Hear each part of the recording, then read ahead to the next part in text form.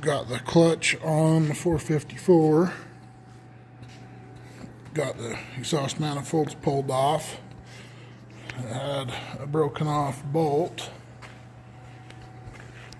in that hole and in that hole. Got them drilled and easy outed out. It actually came out kind of amazing. Pressure washed it off yesterday. So we are going to try to set it down in the frame today. We'll see how this goes.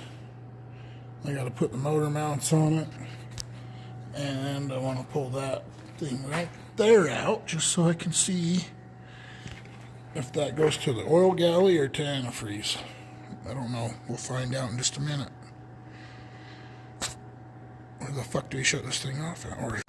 Alright, so I go to put my 454 on this here engine stand I got, and obviously their legs are set up in a way that they do not like each other. They interfere. So I'm going to have my kid come out and help me. We'll pull the engine stand back to where we'll clear that leg right there and then set it down. And it'll be on there. I have a red stand too. It's just got a single leg out the front. But I don't like it because it's tipped over a few times in its life with a motor on it. I got the flex plate off of the 454. Got the engine stand thing bolted up to it. Get it finished tightened down. And I'll stuff it on that. And then we'll get it on there and get the engine crane out of here. Then I'm going to do some shop cleaning up today. Yeah, there's the 454. There's my 327.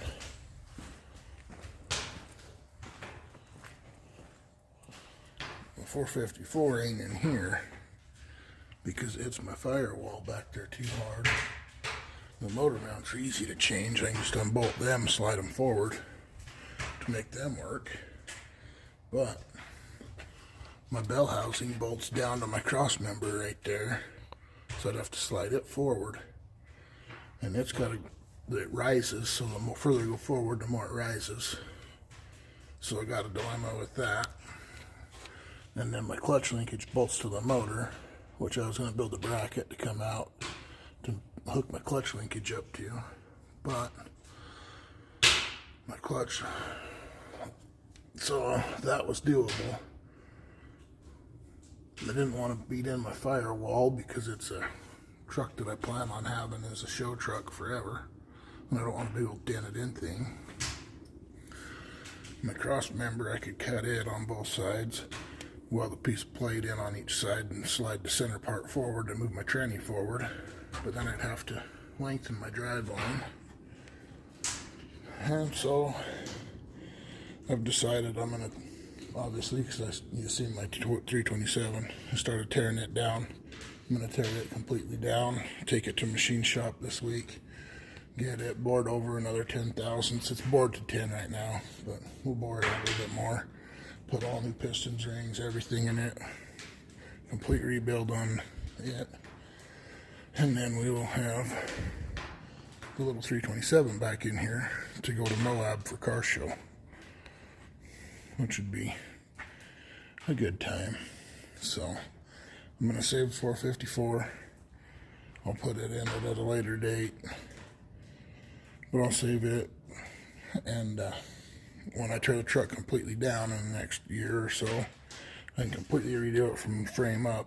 I'm going to move the motor mounts forward, and I'm going to move the bell housing. I'm going to cut the cross member, just move it forward that same exact amount, and make it so it is big block capable, so I can put a big block in it later, but just not right now.